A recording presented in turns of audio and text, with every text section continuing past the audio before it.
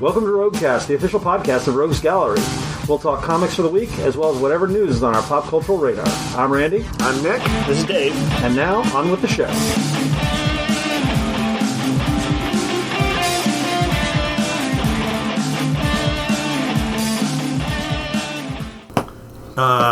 Nine more days to Halloween. Yeah. You could sing it like the jingle in Halloween 3. That's where my head went, yes. Yeah.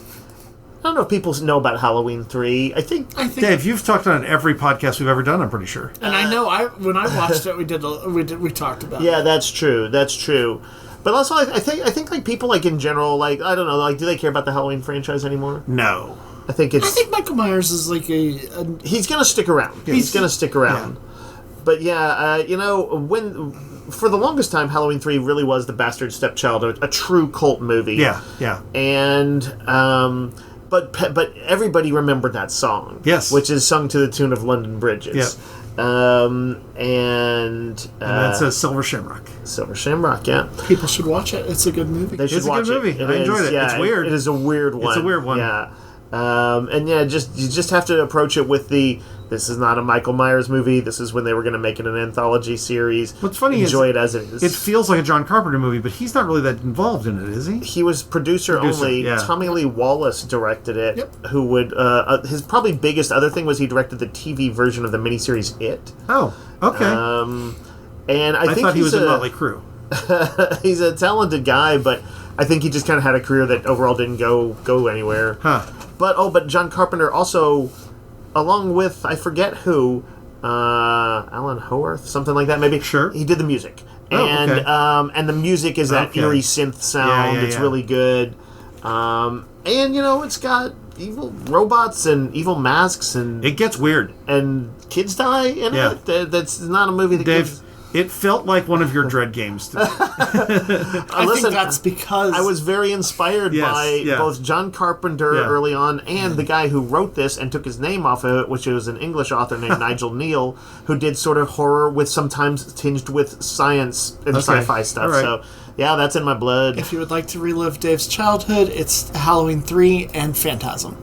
That's kind of true. Yeah, that's true. Both solid horror movies. Also, Phantasm does have a science fiction element. It does. I love Phantasm. Yeah, Is Phantasm the good one, or is it Phantasm 2 that's the good one? the Phantasm 2 is the kind of the funnest one. Okay. But and then almost everything afterwards, I would say, is not really worth your time. Yeah. But Phantasm 1 is the weird first one, and then Phantasm 2 is the action-oriented second one that's like Okay. supernatural. I had a really good time with Phantasm 1. Oh, I agree. Yeah. I like it. It is not like any other horror movie that was coming out in the 70s. It's true. Also has also a good soundtrack. It's does. another kind of spooky synth one. It sounds a little like The Exorcist. Yeah. Anyway.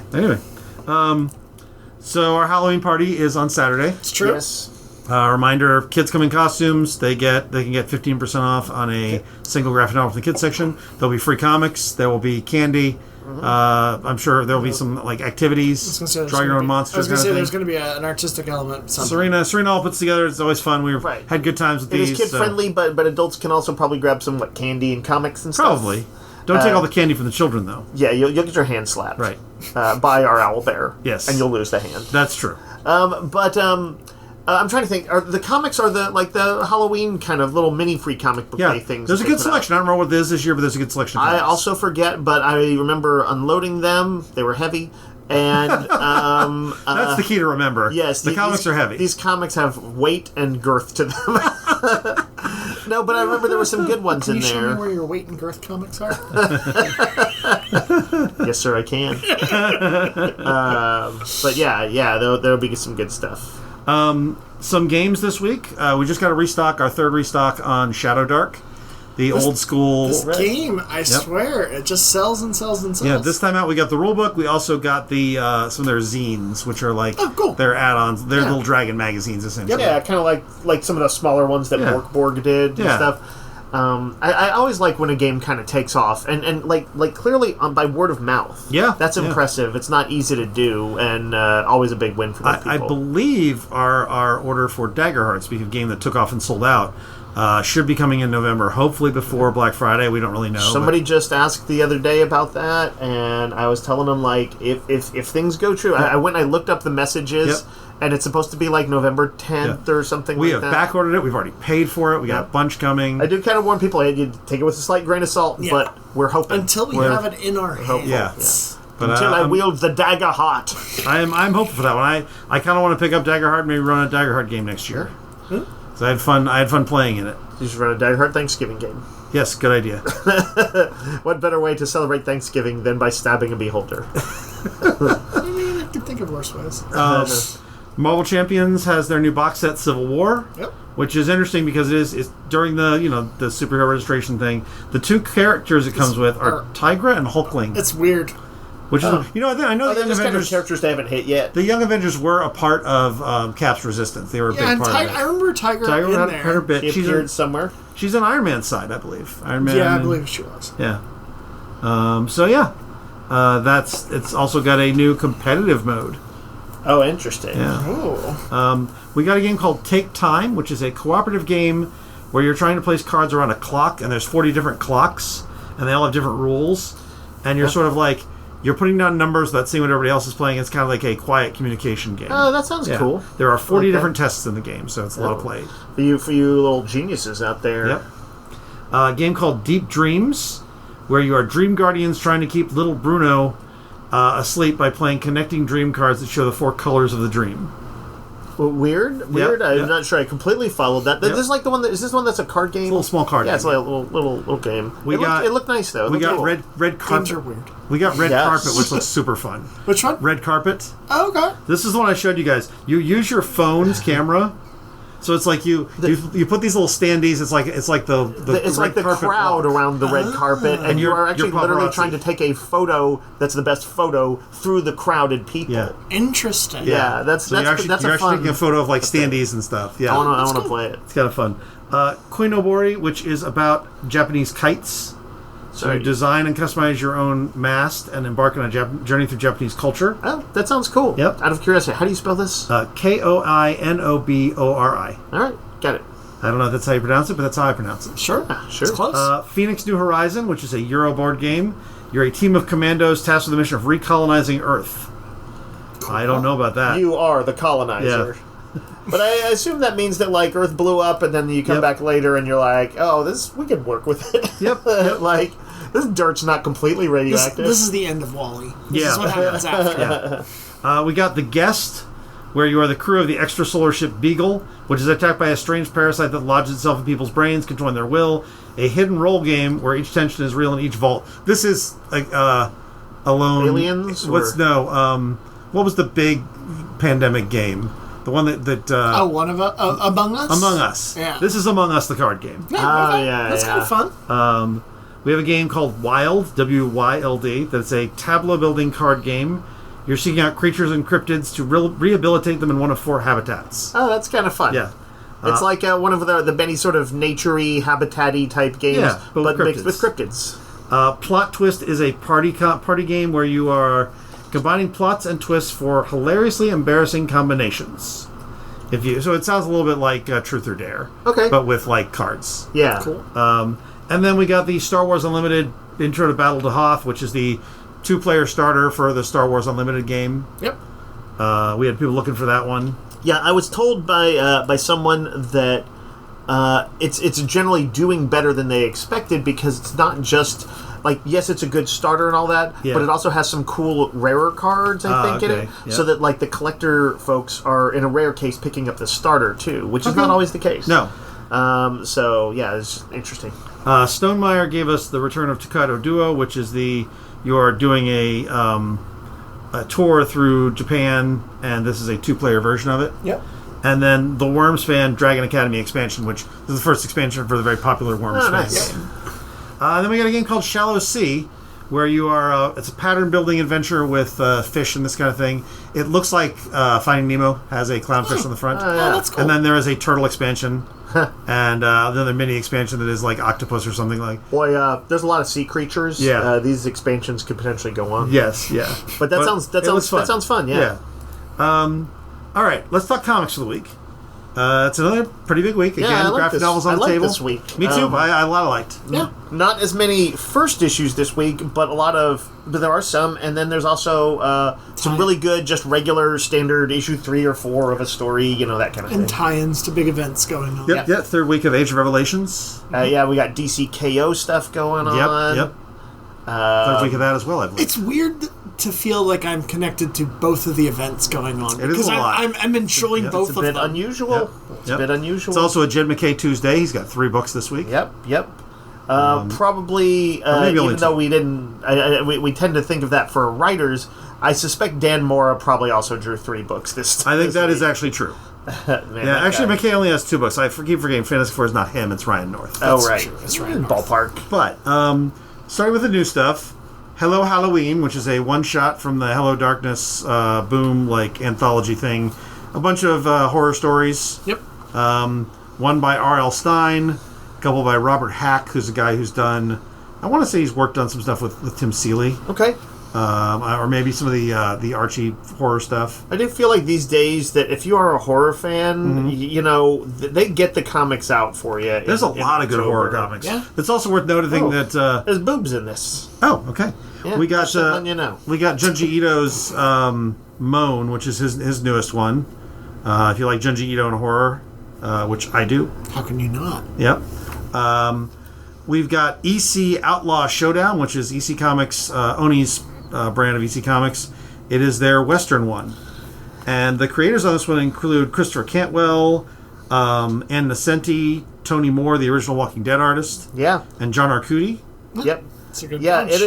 It is a pretty notable loadout.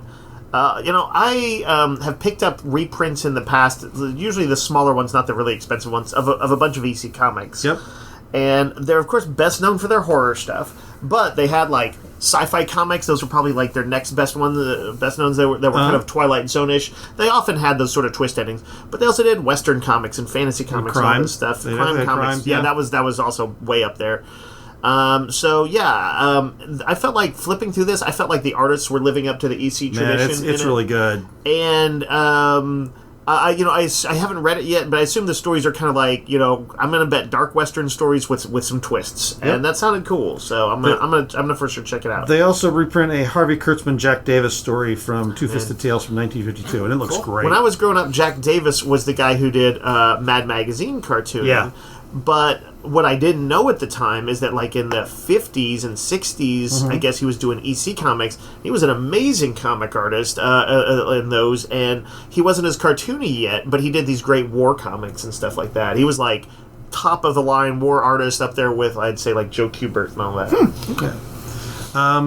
Ahoy Comics provides Thanksgiving, a horror Thanksgiving story by Mark Russell, who does a lot of stuff for Ahoy, and the artist Morissette. This looks like a family Thanksgiving that turns to murder. I believe I've read that there's a murderer called the Turkey Neck Killer or something like that. Is this akin to what? Eli Roth? Or not quite that. Yeah, it is Thanksgiving horror, so on a certain level, yes, it is. But I suspect, knowing Mark Russell, who's he's kind of our industry's big satirist right now. I suspect there's a lot of dark humor to it. I believe the family drama of Thanksgiving was something he wanted to zero in on. That makes sense.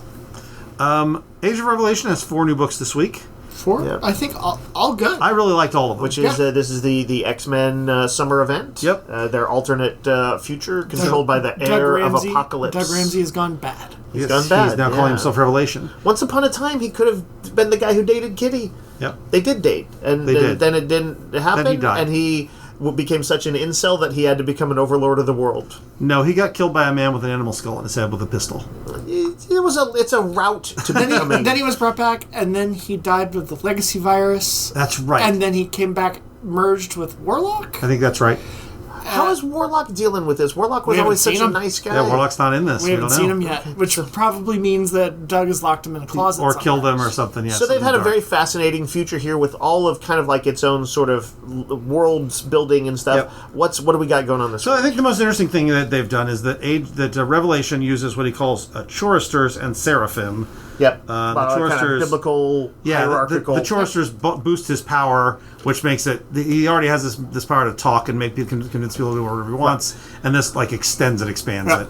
So this X-Men Book of Revelation is written by Jed MacKay, who is the architect of this whole thing, and is about a young girl named Rebecca Voss, who is in the Revelations headquarters in Philadelphia, and she has been announced as the new Chorister, replacing the one that was killed by the X-Men. And this is all about sort of the politics of being the boosters of Revelation's powers and that kind of thing. And so you've got Fabian Cortez, the guy who was boosting Magneto back in X-Men #1 by Jim Lee and Chris Claremont. He is very jealous of the new ones. And there's a really interesting bit here, I think, where this young girl, who is the new Chorister, is talking to Revelation, and he just kind of drops all the artifice, and it's Doug. And he's like, you can call me Doug. And he's basically like, everybody sees me, and they need me to be this leader, but I'm still me. It's creepy, the notion that somebody who, like, back in the day, Doug was like a fundamentally decent, kind of geeky teenage dude. Yep. It's creepy to think that person is still in him, even when he has become this dictatorial type. Yeah. By the way, what I want to ask about this is the World of Revelation? World of Revelation. Book of Revelation. Book of Revelation. Is each issue of this kind of a different story that builds out the lore? World of Revelation was a separate thing. Okay. This is Book of Revelation. Oh, okay. Nothing related. This looks like it's specifically about this new mutant. Yeah, this is a 3-issue miniseries. But there's this great bit. Doug is talking to this girl, and he's like, when I speak to our friends, all the mutants who live here, I have to be what they expect of me, like a cross between Magneto and Dr. Doom. They want a leader who sounds powerful, someone who makes them feel safe and proud. They don't want their leader to be a normal person. They want a leader who's more, and it's my responsibility to give it to them. Okay. So, he basically... It's a persona to some extent, which I think is interesting. And he still is pretty sure that he's doing the right thing. Yeah. He's not a guy who's just like, absolute power. And in fact, he faces off in this issue with one of Apocalypse's horsemen sent from Morocco, the Mars, and Apocalypse is not happy with him. He doesn't like the way that Doug's going about this. Oh. So there's some interesting stuff in this one. This book could also have a subtitle of Fabian Cortez is an asshole. He is. He's always been, right? Oh, he is. Yeah, he's a terrible person. Omega Kids is about Quentin Quire, who now has a purple beard and a purple, like a slightly older version of him. Yep. I believe he is a character that, since Morrison created him in the early 2000s, none of us have loved. Right. He's the kind of, like, pink-haired punk rock kid at the school, the kind of the anarchist. He's a little shit. But they like, Jed MacKay has actually done some good stories with him. I've seen good stories with him.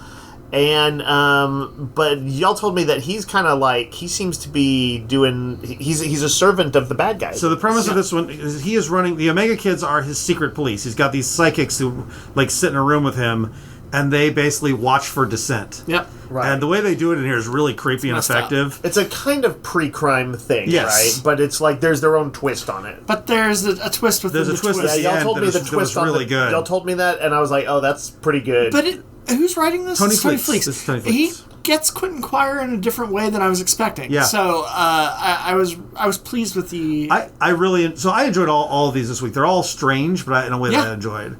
The Last Wolverine, very strange. This is by Saladin Ahmed. Yep. You said that this is from Ben Percy's Wolverine originally? Yeah, he shows up. He is like a person who was changed because he was enforced and became a Wendigo. So the way you become a Wendigo... The Last Wolverine is not about Wolverine? Sort of. Wolverine is one of his... He's like a hardcore killer. He's just a killer working machine. for Revelation, yeah. But Wolverine worked with this kid to sort of overcome the Wendigo's kind of like... lust for eating people, right? Yeah. That was that actually in the regular Marvel universe? Yeah, it was before this whole thing. It was in Wolverine. Yep. And this is kind of how that kid he's a decent evolved. person who can turn into a Wendigo. Well, he is a Wendigo all the time. He's all Wendigo he's all like, the time. He's like 9 feet tall. He has a tail, but he's dressed in the yellow Wolverine costume. We've all been there. And this opens with him rescuing kids from a fire. Okay. He is in... It's not Toronto. It's Canada, though. It's Canada. It's Vancouver. And he is like the local hero of Vancouver. Oh, that's fun. And he's kind of this happy-go-lucky, like the kids love him and that kind of thing. Huh. He reminded me a little of like Billy Batson. Yeah, I can see that. But he is staying with a former X-Man, which I thought was interesting. It was really cool. And it has a big twist at the end that I thought was really cool. Yeah. I'm really digging this. I was surprised by how much I like that. And then Radioactive Spider-Man. This is by Joe Kelley, who's writing the current Spider-Man book. Art by Kev Walker. One of the things about the revelation is that the mutant plague killed everyone in this area, like most of the East Coast of America, that is not a mutant. Right. It's like the radiation is definitely killed off. So Spider-Man, who has like a third arm and all this gadgetry on him, he is able to operate in New York as a hero against Revelation's sort of fasci troops by exposing himself to radiation. Which means, because he says that his cells are slightly radioactive and the X-Virus takes longer to attack his DNA. So that he and his partner, Cecilia Reyes, the mutant doctor... It was great to see her in this kind of way. They keep hitting him with radiation, and he is slowly dying from it. But he's doing it to try to basically do some good before he dies. This had a lot of, it reminded me a lot of Spider-Man 2099. Yeah, I can see that. It had that kind of elements of it. Yep. It was fun. It's cool to see some characters like this and the Wendigo dude who are, not mutants per se. Right. They're just other heroes and people who are caught up in this world chain. Yeah. I mean, I have to hand it to McKay. He has built an interesting world to play in. There's a lot of fun stuff here, and I'm enjoying it. Even more than Age of Apocalypse, which had some fun world-building stuff. But it was mainly focused on one thing. Yeah. This feels like, and there is that driving force, but the world feels a little bigger. It feels bigger. Yeah. I really like these four. I think when we get all 18 series out, I'm probably going to put out a little ranking of what my favorite ones are. Yeah, I think that is. But I've not been sad to have read any of them. I've liked all of them. I think they're all good. Yeah. Detective Comics number 1102. This is part 2 of Tom Taylor's story where Batman gets infected by a thing that will cause him to lose fear, and that will be very bad. Right. It's like a sort of virus thing that's looking to potentially infect Gotham. This is a good issue. It is. He goes to a foreign country, Casnia, and this is our little James Bondy. He goes as Bruce Wayne and is facing off with this guy named Louis King, who seems to be the guy behind the virus. He's got an old girlfriend. They play poker, or they play blackjack. It definitely feels a little like Batman as James Bond. Totally. Cool. But and they've done that before. Remember way back in the Justice League International days, there was a bit. Bruce Wayne went undercover, Yeah, but this also has a guest spot from Mr. Terrific talking about the virus with Batman and his infection with it. This crazy good artwork from who's this dude? It is. Oh, it's Mikkel Janin. Mikkel Janin, yeah. Yeah, he's doing a great job. It's really good. This issue. That dude doesn't know how to do it bad. But and by the way, Randy, we were talking about this off mic earlier. When I was reading and enjoying, for the most part, the Nightwing run from Tom Taylor, one of my kind of only real complaints was that sometimes it felt a little toothless. Yeah. Like it wasn't hard hitting enough. That Nightwing had too many allies and stuff like this.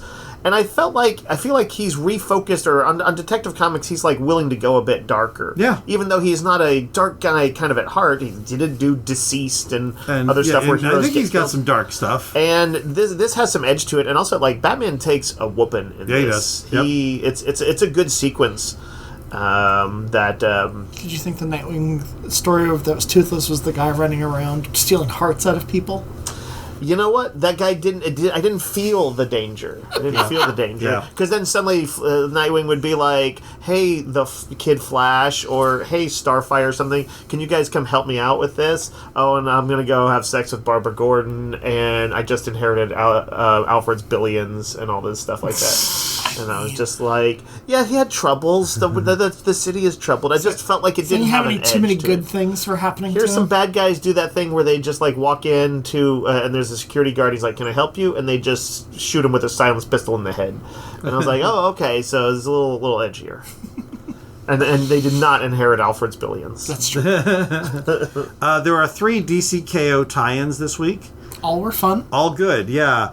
Superman number 31, which is more of Joshua Williamson's weird, but I like it, Superman. Yes. I actually, I'm finding this going closer to the top of my stack each week when it comes out. It's interesting, Dave, because you were definitely not into this originally. No, I wasn't. We can say who, there's some really cool stuff in this. There's some really cool stuff.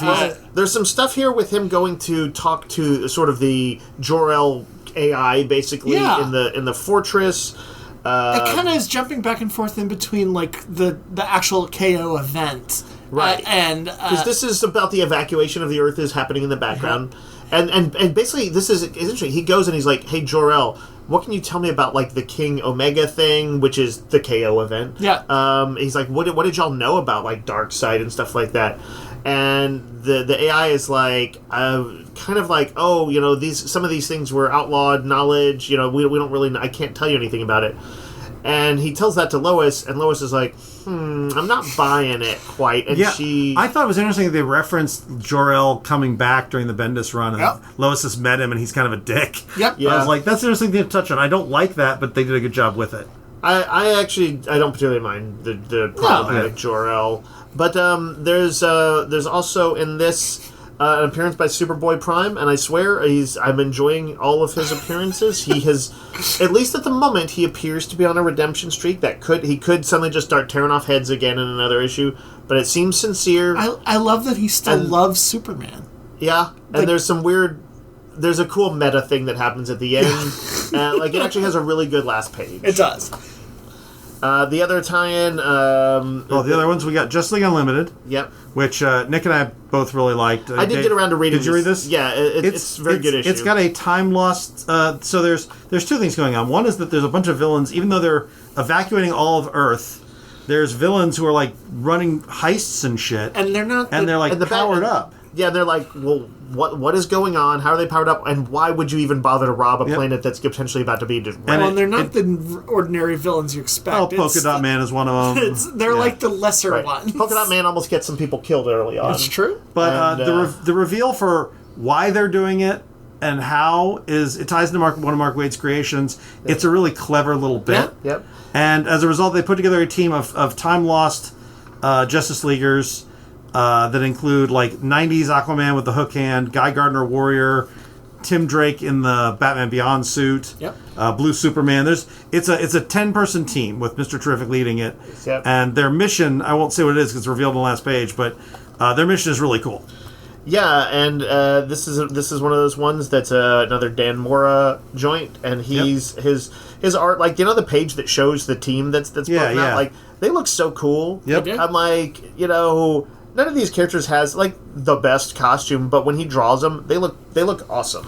In fact, Blue Beetle is looking dope in this series. And he's also good at drawing emotion. There's some y'all pointed out there's several emotional beats in this, including the alternate world Guy Gardner Warrior. You know, and for people who don't know, that was a period where Guy Gardner wasn't a Green Lantern. He had this weird alien virus or something that gave him some superpowers, and he was running his bar. I have to mention again the art. But real quick, I just finish this thought. He has an emotional sequence where he goes to visit this world's ice, our DC universe's ice. And he's like, hey, babe. He's like, you know, I hear the Earth ain't got a lot of time. He's like, you want to get together? Yeah. And he's got to find out that they are not together in this world, that they broke up.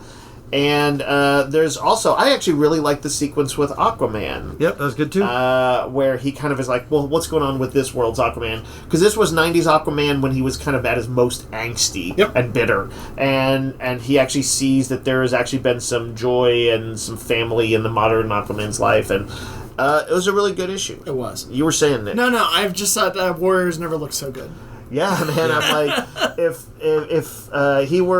Dan Mora was drawing a new Warrior miniseries, it would be good. Very good. Then we have Flash, which new creative team of Mark Waid and Christopher Cantwell. Mark Waid is known to have written some Flash stories in his day. Yep. And two of what? Did he create Max Mercury and Impulse? He did indeed. Yep. Which is the focus of this, Max Mercury, Impulse, and Flash. Impulse has decided that rather than Justice League's plan of DCKO, he's like, well, why don't we just go back in time and beat Darkseid before he powers up? Turns out... Which doesn't go great. No, doesn't go great. Oh, nice. I like really that fun. that was his first thought, because these are heroes with big powers, and time travel is like kind of their games. They're doing a lot of time travel, multiverse kind of stuff in this, and I kind of like all of it. And he's a bit impulsive. These three, plus the Titans that came out last week, all these side stories, I thought DCKO was going to be, and it still probably will be, kind of a meathead, superheroes beat up each other.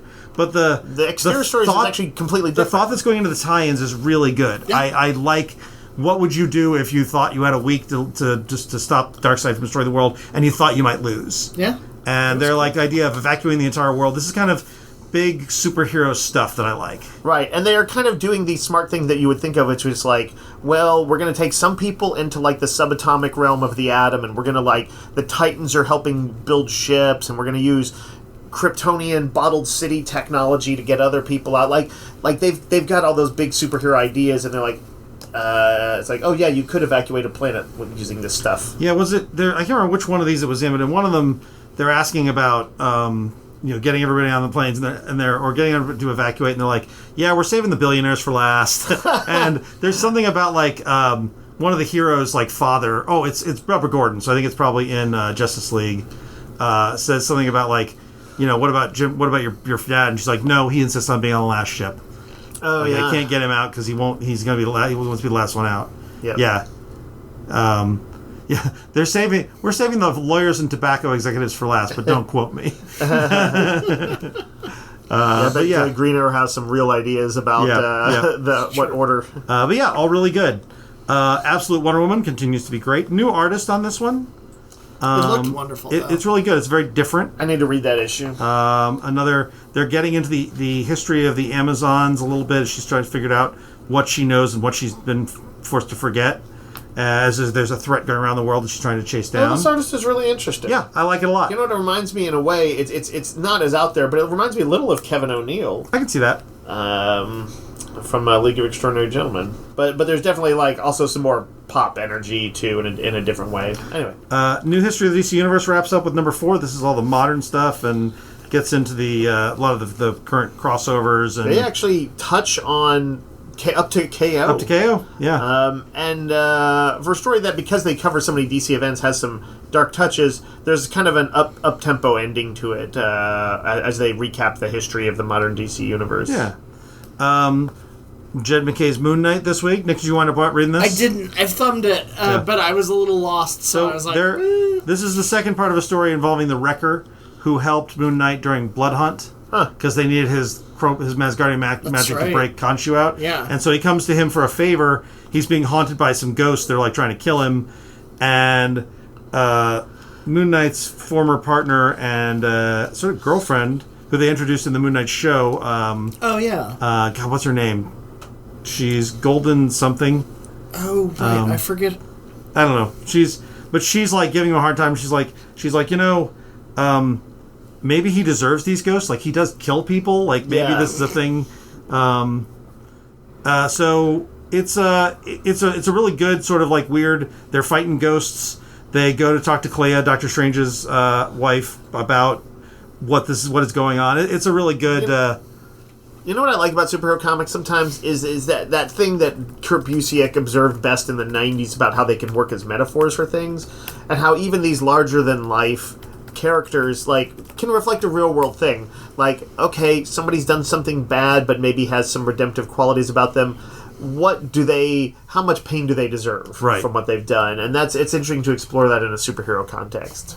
Fantastic Four number 4. I think you guys have both fallen off this again. Yeah, I did read this one because I was curious. It's a great one. It's another great one shot. Tell me when Johnny shaves the stash. It's not going to happen. Oh, well, I guess I'm done with FF. In fact, there's a variant cover this week that has him with a flame stash. Disgusting. It's another Doctor Who style story. I feel like he's done a lot of sort of FF as Doctor Who. With a focus on Alicia. Yeah, Alicia Masters. There's a creature that basically can modify people's perceptions. And so they all think it's a cute dog, but in fact it is this weird tentacle creature. And Alicia, because she's blind, is getting affected slightly differently and starts to figure out what's going on, and sort of has to outwit this smart alien menace. It's really good. It was a cool issue. It's a good, and it's another sort of one shot. You don't have to know what's going on with everything else. Sure, you just read this. He's done a lot of stories like that. Yeah, he's particularly good at it, I would say. I enjoyed it quite a bit. Predator Kills the Marvel Universe number 3. I'm really enjoying this story. I grabbed the wrong book, so I didn't read that one. Oh, man. Kraven and the Predators, they take down the Hulk in this one. Oh, man. And there's a good reason for how they do it. But, like, they are trying to take down the entire Marvel Universe. There's a rough sequence where Wolverine goes to the mansion and finds a Predator, like, wiping out all his friends. And Wolverine has encountered the Predators in this world before because this is a follow-up to all the other miniseries. Right, he did the Predator Battles Through the Ages. Yep. So they're Next issue, I believe, is going to be the Heroes Strike Back. It's going to be Wolverine, Black Panther, and Spider-Man, who've encountered them previously, fighting back against these predators. That's cool. I like that. So yeah, it's a really good story. It's dark. It's a alternate world story where they've killed a lot of the Avengers and a lot of the X-Men, but I'm really digging it. More than I expected to. Ultimate Spider-Man number 22, or what, 2 or 3 issues from the end? Yeah. Is he doing 25 or 24? I believe it's 25. Yeah. Lots of stuff going on. Didn't I read that there's 3 Ultimate titles this week. There's the Ultimates and Ultimate Spider-Man Incursion? Right, which wraps up. Which the maker has returned. Yeah. So shit is about to hit the fan. The maker. Oh, I thought you said the banker, and I was like, man, that's a kind of a weak concept. No, but... didn't I hear that, like, Hickman was like, oh, yeah, they didn't tell me they were shutting down the Ultimate Universe or something? No, he wanted them to. He was surprised the they were doing it. Yeah. Ah, okay. He was like, that makes more sense to me then. Yeah. Because I do think that there's ways you can parlay this into a win. Yeah. It's not just a, hey, we're riding high, cancel it. I suspect, like, they have some plans. Yep. Yeah. And it's not quite as simple as you might think. We'll see. Sometimes comic fans were a little bit... I'm going to say lunk-headed or two-dimensional in our thinking. It's like kind of like when people look at the rounds, the brackets for DCKO, they're just like, oh, this guy would beat this guy. And I was like, there's like a million different story ways that might not happen. We don't know where they're fighting. We don't know what, the territory is going to be. I'm like, broaden your thoughts, people. Think outside the box. Murder Podcast number 2. This is the Ignition book about a podcast that makes people kill. It's a dark book. Yeah. It's an interesting concept, though. Yeah. Nice art, too. I really like this one. Skinbreaker number 2. Robert Kirkman's sort of fantasy barbarian thing. Yeah. Has big fights and big and kind of a big surprise in the middle of it. I haven't read that one yet, but I liked the first issue. It was kind of like they were like sort of an orc-like people. Yeah, I feel like even though they were technically, I guess, aliens, it was like another world. But orcs is about right. It felt like orcs, warrior cast kind of thing. Yep. Escape, Rick Remender and Daniel Acuna's furry World War II book. Right. This is like very dark. Very dark. It is like in a lot of ways more serious than most World War II books. It is. Despite the fact that these characters are animals. And this is like the big action and chase issue. Basically, it's a big action sequence. Our downed hero is kind of like running through like the equivalent of like Berlin or whatever by night, and he's got like groups chasing him. Yep. He's hurt. And he's like constantly is like in these places where he's like, well, there's this giant thing of like a building rubble. I'm being chased. I can either leap down there and just land on what I'm going to land on, even though I can't see what it is, or I can get captured and killed by these guys. And he's like, he takes the leap in almost every situation. And by the end, I just felt like I felt his pain. Yep. You really feel a person pushing themselves to the edge here to stay ahead of things. And it reminded me of the way Frank Miller would write these grueling sequences, whether it was like Batman in the mud pit versus the mutants leader, or Batman versus like the cops, or Sin City's Marv when he's just brutalized. Yeah. That's what this issue felt like. This guy is just trying to make himself go when he can't go anymore. Stunning art by Daniel Acuna too. Yeah, this is honestly kind of career highlight stuff. Yeah, for sure. And you know what else? I felt like his action was very clear in this too. Like, he's not only can draw well, but like I can always read what's happening and stuff. Yeah. So, good stuff. Teenage Mutant Ninja Turtles number 12, the finale of the Jason Aaron run. Did you all get a chance to read this? It was a good finale. I quite liked it. Yeah, it's a good finale. And I'm looking forward to 13 to see where they go from here, because they definitely leave us on a cliffhanger of sorts. Right. They do. But they did, they wrapped everything. They're getting to some big reveals. The new artist is really good. The shape-changing big bad guy, like, I could actually see when he was starting to morph into new things, and it looked really good. It took me a second to do it, because I was like, one panel he was one thing, the next he was another, and I was like, oh, okay. Yeah. He's moving like the Thing from John Carpenter. But you know what else I loved? Like seeing like April and Casey hanging out in the hospital and some of those other things. And there's sort of some big reveals, if not total reveals, about the Splinter mystery. So yes, good stuff. A very worthy 12 issues. The third of, I think, 4 Invisible Man, The Universal Monsters by James Tynion and ours known as Danny. This issue, I thought... Did you guys read this one? I thought it was great. It's a really good issue. It is disturbing. It is disturbing. It's good horror. Like, he's got... The Invisible Man is... They talk about... I don't know if this is from the original Universal Monsters or something, but, like, one of the chemicals he's using, monocaine, can lead you to a manic, violent form of psychosis, and there's the hint of, like, is that what's causing all this? That is in the movie, The very thing that makes him invisible also has this side effect. Okay. In this issue, he basically something that is like an addition, as far as I know, not part of either the book or the movies. He essentially goes out to like where there's like prostitutes and homeless people, and there's like this kid who looks like he's like a homeless teenager or something like that, and he recruits him to essentially experiment a human subject. on. Yeah. So there's kid wakes up at some point and he's like chained to like a bed or whatever. He's been given food to keep alive, and the Invisible Man is starting to experiment on him, and he's like, to look in the mirror, he's like, see what you look like, and he looks like all skin and bone, like tissue. He can see the musculature under him, and the kid's freaking out, of course, and he's like, no, it's working. He's like, you should be happy. And I'm like, oh man, this is messed up. What kind of then follows leads to a fantastic ending. Very startling, and he is both like a terrible person. It's like watching Hannibal Lecter. You're like, I cannot take my eyes off this villain. He's one of the great villains, I think, but I can't take my eyes off him. He's Invisible Man. Not intended, but he is a bad person. He ain't no Frankenstein monster where you're like, he's just misunderstood. He's a monster. But maybe it's the monocaine, Dave. Maybe it's the monocaine. Yeah. You know, I tried a little monocaine the other day. It wasn't too bad. Yeah, you killed 3 people. What? Yeah. I don't remember it. Yeah, I know. What I remember is I just kind of felt like a nice little high. Yeah, I had a great time. Yeah. Not a lot different from just some caffeine. Right. But anything else? Single issue? Did I miss anything else? The finale to Jeff the Land Shark. Okay.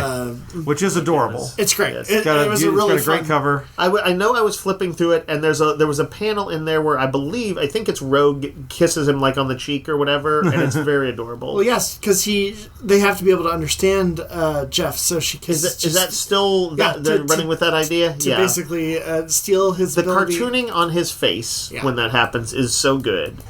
Let's see. Did you mention there's like new issue of the Immortal Legend Batman? I did. No, but not only is there there's a third issue. We have the second printing of number 1, so we now have 1, 2, and 3 of the sort of Sentai Batman. Yeah, this is Batman with some Power Rangers elements, but it's also in a kind of a tough frontier, far-flung future. Not far-flung, but like kind of like Firefly. Yeah. So I feel like it's like Firefly, where weirdly imagine if you had like these Super Sentai heroes running around. With Batman lore. And I have not read it yet, but I have been loving this Star Wars Jedi Knight series, which is now on issue 8. And so I will definitely read this sometime during the week when I get a moment. I see next issue has some big reveals in it, but I'm looking forward to reading this one. The last issue was really good. Okay. And I think that's it for me. And then we've got some collections. Again, a lot of collections. A few of the highlights. Conan the Barbarian Deluxe hardcover, so the first 12 issues of the Titan series. DC Finest Crisis on Infinite Earths Part 1. This is the Crisis on Infinite Earths with all the tie-ins and stuff collected in it. I don't think they have generally collected the tie-ins. They have not. Previous. They have not. This is new. DC times Sonic the Hedgehog. Really enjoyed this one, even though I'm not the biggest Sonic fan. Kind of like when Tom Taylor did the Power Rangers Justice League. You're like, oh, okay. This is fun, Out of the 3 of us, you are the biggest Sonic the Hedgehog fan. In that I've seen the movies? Yes, you've seen the movies. Take your kids to see the movies. You are now officially Sonic fan club. You basically founded the fan club. Yeah, I did. At this point. Yep. I'm Tails. Yes. Fantastic Four by Ryan North, Volume 6. This is all the stuff when around Doom being the Emperor. I really like this series. Fishflies trade. This is previously available on hardcover. This is the like Jeff a nice Lemire big omnibus-y style one. Yeah, not a giant omnibus. It's the whole series. A nice medium-sized but omnibus. It's Jeff Lemire's weird horror Bugman story. Yes. It's kind of like a sort of more suspenseful version of what's the Kafka story, Metamorphosis, where the dude turns into a bug? Yeah. Because there is like this small-time criminal who gets like shot at a bank robbery, and he goes into like some farmer's like silo to die, and a little girl finds him and ends up trying to take care of him. Only he's not just dying, he's also turning into a bug. It's true. A giant human-sized insect, and maybe trying to redeem himself. Like you do. Like you do, yeah. It's the small-town, suspenseful, action-oriented Kafka's Metamorphosis. Once again. That's a mouthful. Same old. Out of Alcatraz, the crime graphic novel from Oni Press that I really liked. Yep. It's basically about 3 guys who escape Alcatraz and they're on the run and then get pulled into another heist. Nice. So good classic crime stuff. Red Hulk Volume 1, which is the Doom-related. I've really liked this one. I've enjoyed this one. I'm still reading it. Yeah, this was a cool idea that, we've talked about it before, where Doom put together a lot of kind of, like, tactical people in the same prison, including General Thunderbolt Ross, who ends up sort of rallying a lot of sort of oddballs from the Marvel Universe who are also imprisoned with him to try and break out. And, like, that's a cool idea. Swamp Thing by Len Wein and Kelley Jones hardcover. This is pre-Alan Moore, I believe. But it has to be post because Kelley Jones wasn't doing that. Oh, that was it post? That was Bernie Wrightson or whatever. So I think they did stuff that basically after Alan Moore, I think like in the 90s and early 2000s, I think they did stuff that was kind of a callback to the OG Swamp Thing from the 70s. But that where he was drawn in the Bernie Wrightson style by Kelley Jones, who is like a Bernie Wrightson disciple. So this is this is in 2015. What does this mean? Okay. Yeah. That fits. In 2015. Oh, this is a return.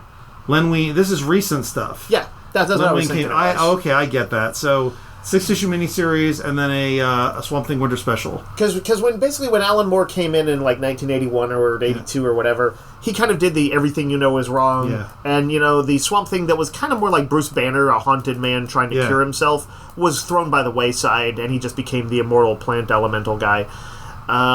So, yeah, Len Wein, I think, was able to come back and kind of do some callbacks to the original horror-centric, but still more that Bruce Banner vibe. This is interesting. It started as Convergence Swamp Thing 1 and 2. Oh, yeah. So that weird... Convergence had some fun side stories. It was a DC event. So, yeah, it's Kelley Jones's artwork is a big reason to, like, check this out or not. If you like kind of the way he draws... monsters when he did like Batman as a vampire or Dead Man. Yeah. If you like any of that stuff, that's a reason to check it out. And then we got 2 of the new compact editions. Marvel's Premier Edition, they do Wolverine Old Man Logan. And that compact edition at DC, they've got Why the Last Man. Yep. Isn't there also this week, maybe in single issues, like them doing some Savage Sword of Conan, but like now with color? Oh, there is a color Savage Sword of Conan, yeah. Yeah. Oh, It's the original one, not the new one. It's the original one. Right. So this is like Barry Windsor Smith stuff. The 70s stuff. Yeah. But in full color. That would have been in... I thought that was in color. No, it was black and white. Okay. Savage Sword was very much in black and white. I guess I thought Barry Windsor Smith was drawing the regular comic, though. He was, but he also did Savage Sword. Oh, interesting. Okay. Because it's got John Buscema in there as well. Like, it's some classic Conan stuff. Conan folks might want to check that out. All right, we're going to take a break, and then we're going to talk about some a little bit of news and a lot of horror movies.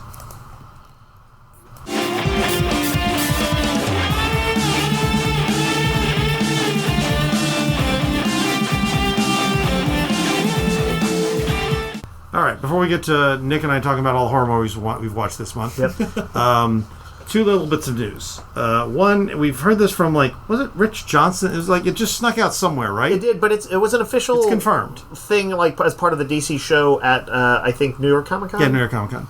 That Joshua Williamson, who is writing the Superman that we're all kind of digging, is writing a Legion of Superheroes book. Yes. I believe... I have this feeling... that it was gonna leak or something, and they just wanted to get out ahead of it and announce it, because there's no details whatsoever. Right. No team lineup. No here's the era he's doing. Is it a new vibe? Will it be rebuilt from the ground up? We don't know anything. So the thing is, just that he's doing it. For me, I really want to like the Legion again. Yeah. And they've put out a lot of Legion books I haven't liked. It's been rough for a long time now. I think the last time there was a Legion I liked pretty well, and even that had some issues, was when Mark Waid was doing and Barry it. Kitson, yeah. Yeah, that was the one that kind of reimagined it where Supergirl was the inspiration instead of Superboy. Yeah. It was just, but also he did his own take, his kind of sci-fi futurism on all of it. and it did have great art from Kitson. It had some cool stuff in it. I remember, like, there was this bit in it where, like, Dream Girl, who normally has, like, precognitive stuff, she was doing, like, short-term future seeing so that she had, like, her own martial arts style, where she was just seeing, like, a half second or two into the future so she could, like, counter and fight better. And I was like, that's a cool idea. It is. So there was lots of things like that, but it was a sort of a shaky run, and then... Bendis did his miserable run. We don't talk about the Bendis Legion. And Jeff Johns tried to do it's all the old fart Legion from back in the day, exactly as they were. Or there was like the 3 Legions or something. It was, ultimate continuity porn. Yeah. So you're saying there hasn't been a good Legion book in a while. There hasn't been a good Legion book in a while. I feel like, and Randy and I were talking about this the other day, we occasionally are like, oh, who would we want to write it if, in a perfect world? And even the writers that we're liking these days, whether it's Jed McKay or who's Fantastic Four Ryan North. Or Ryan North, like, they could have a shot at it, but none of them seem like, oh, that's the guy. Yeah. There's no obvious person. And so Williamson, I'm like, I've liked the Superman stories he's done that are adjacent to it, but where the Legion are actually evil right now. I was going to say. I'm like... I'm kind of open to the possibilities. He's also been working with a bunch of good artists. What if he writes the Evil Legion? I don't think he's gonna. No. I'm not sure he's the guy I want. What I do know that is DC really needs to bring the Legion back in a big way and do something cool with them. Yeah. I worry that they're slow rolling this, and I want it to be like a big deal. Yeah. I do think, like, with the Legion back, what'd be interesting is, go ahead and give them, not like an event, but do, for like a few months, do one of those things where they're like, they visit multiple titles or something like that. They're like, oh, there's a schism in this period of the 21st century, and so we sent back mission teams, and the thing is, multiple people deal with them. In New 52, they had 2 Legion books. One was called Legion Lost, and they had the Legion in the modern day. Yeah, and I feel like it was a misfire. I was about to amend what I was saying. Is like, because I do think the futurism is kind of what people are there for. Yeah, but like having it, integrating them a little bit into some of the other books, I still think is a good idea. But what I would do is I would pull those people into the Legion future. Right. Because the Legion future needs to be a cool place to be. Yeah. The same way Star Trek's future is a cool place to be. Yeah, yeah. But, like, right now we really don't know much about it. No. So this is just a best luck, Josh Williamson. Yes, don't fuck it up. I would like for you to still stay on my radar. But, don't fuck it up. Well, he's going to stay on my radar regardless, so... Yeah. G.I. Joe and... Yeah. That's right. Forgot he's writing G.I. Joe. Yeah. He's doing a kick-ass job with it. The other bit of news is that, we've joked about this before, Netflix has gotten the global rights to Catan to make movies and scripted and unscripted TV, live action and animation. Does this imply that they will want to do multiple Catan projects? Yes, multiple Catan projects. And Settlers of Catan, the board game, Yep. if you're not a board game person, one of the breakout Euro-style board games that's, really kind of catapulted our whole, half of what our store sells into popularity in the last few couple decades. Let me say, a Catan movie starring Adam Sandler. No. So obviously, you need to get Jared Leto. Oh, God. I was just saying Adam Sandler is a Netflix guy. Jared Leto is the robber. Adam Sandler's a Netflix guy. He's a Netflix guy. Yeah, sure. He does Ginny Howe, the head of scripted series for Netflix, says, anyone who's played Catan knows the intense strategy at the core of the game has endless opportunities for some serious drama. Do they? It's some spin. No. I've played Catan. I don't know that I've... If you wanted to... Okay, so just for people who haven't done it, in the game there's a sort of a mythic island of Catan. It vaguely looks like it could be in the 17 or 1800s based on the technology. And there's 4 resources that you are competing for as you build houses and towns and things like that.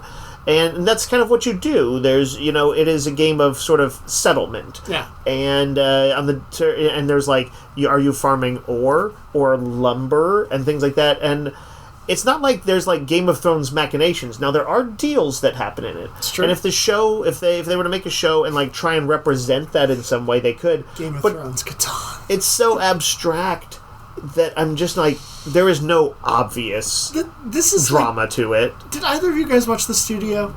I watched a couple episodes. I did not. This is basically them making the Kool-Aid Man movie. Yeah, and being like thrust upon, and they're like, okay, we have to make a Kool-Aid Man movie. Right. This is like Netflix being like, oh, I guess we own this property. I guess we have to do a maybe pushed forward by the Barbie success a few years ago. Yeah, 100%. Yeah. Now that said, like Katana's a great game. Yep.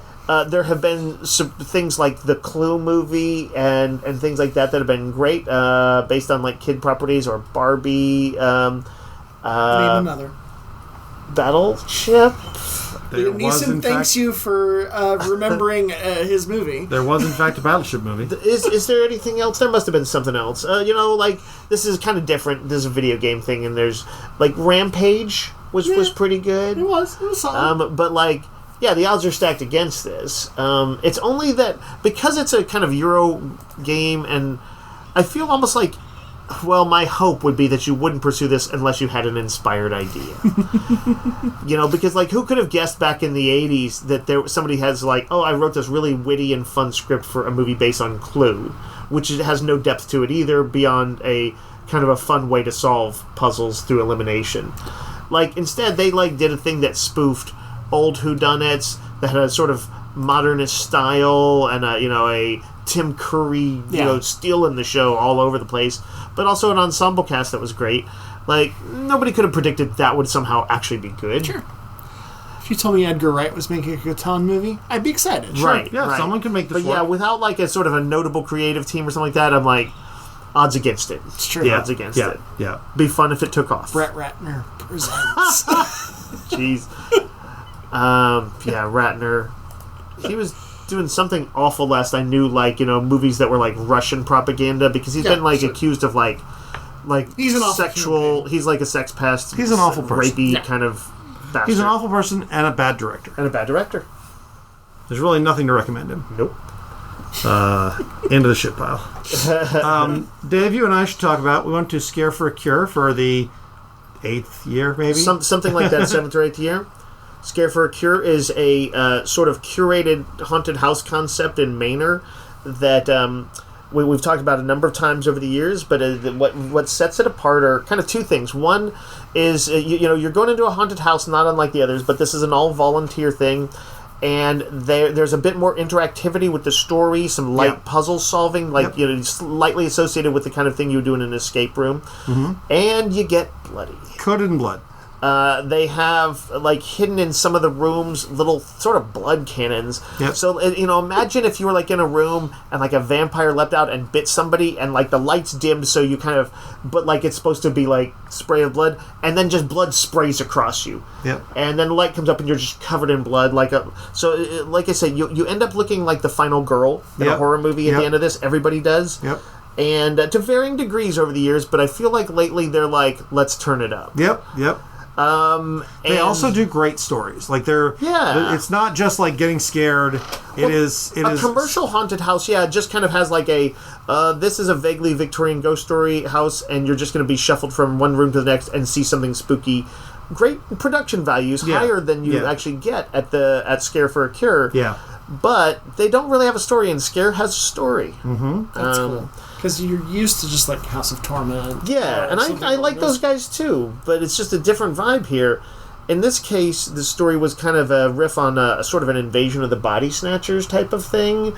There were, Randy, you mentioned like sort of a zombie element too. Yeah, because this is sort of imagines a near future where these people there are these sort of parasitic things that latch onto the back of people's necks and take them over, and they've clearly caused massive turmoil throughout the world.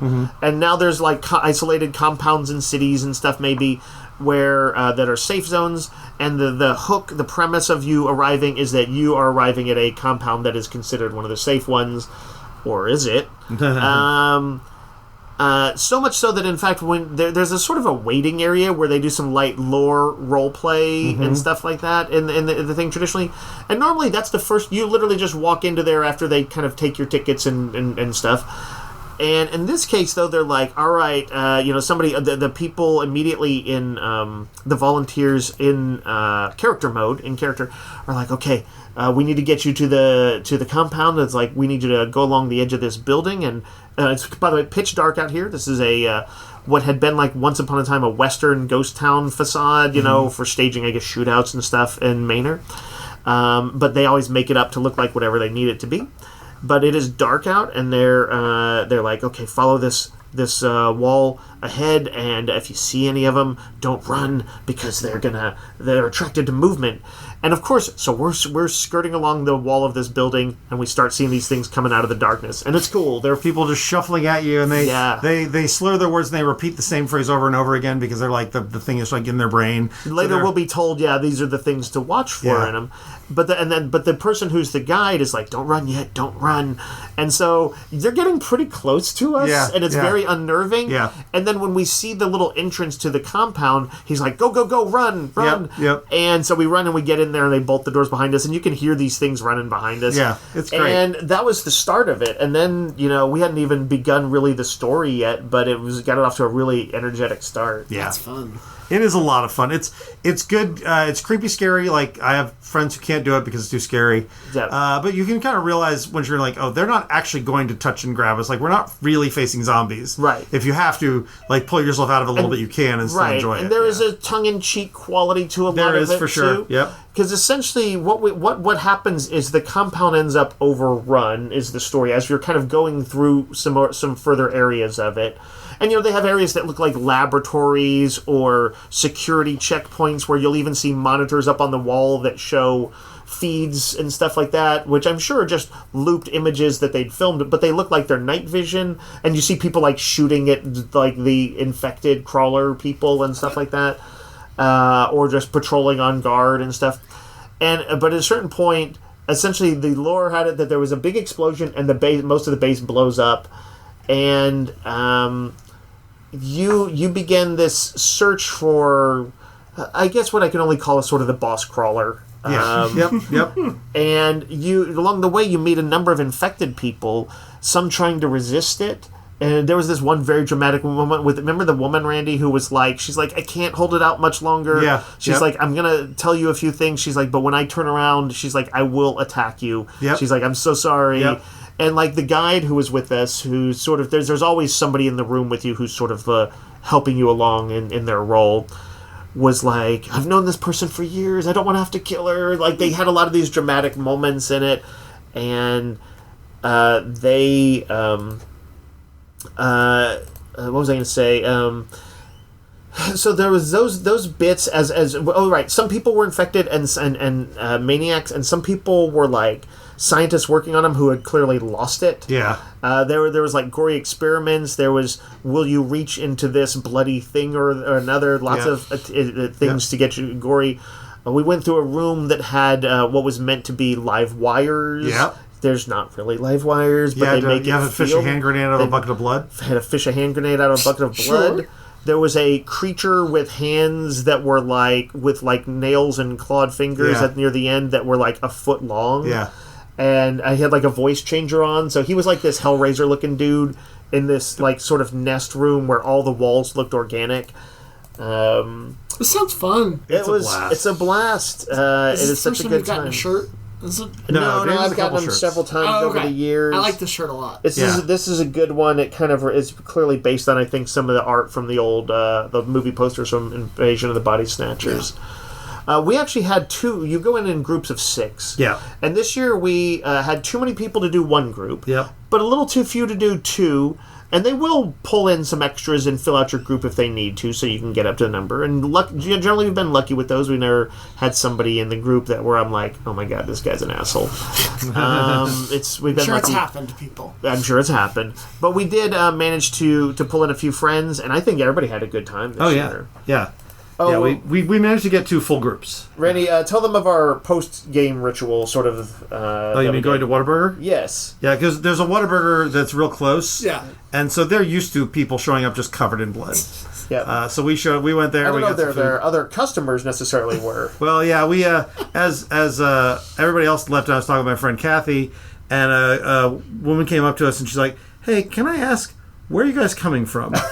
And I was like, my response was, "What are you talking about?" And after she laughed at that, and then we were like, "Yeah, we talked about the Scare for a Cure," and so yeah. And by the way, I think we've mentioned this in other ones, but the reason it's called Scare for a Cure is because it's an all-volunteer organization, and all the funds, you pay like, what, $50-ish for a ticket, go towards basically breast cancer research. Yeah. And so it's always good stuff for a cause. Is this running until Halloween, or is it... I think so. Basically, 2 more weeks. Yeah. 2 more weeks? Yeah. That's cool. So, yeah. But by the way, some of the actors you meet do camp it up. There are some villains that are very kind of silly or crazy people that are really having fun. It's not too scary. Yeah. Just so people know.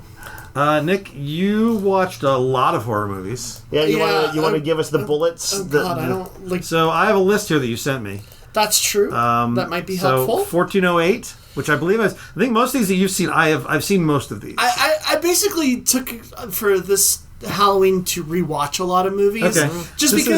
This is based on a Stephen King story, This right? is based on a Stephen King story. It stars John Cusack and Samuel L. Jackson. Yes. And it's like a haunted room, and it sort of, and not quite, but mostly takes place in the one room. Yeah, John Cusack plays he goes around and visits the scariest places in America. Oh, that's right. And writes about them. And he heard tell of this one hotel, it's a giant hotel in New York, and a room 1408, and Samuel Jackson tries to talk. He's the manager of the hotel. He tries to talk him out of staying there. So gives him a laundry list of what's happened. Tries to literally scare him, as Samuel Jackson can only do. I forgot it was Sam Jackson. Yeah, me too.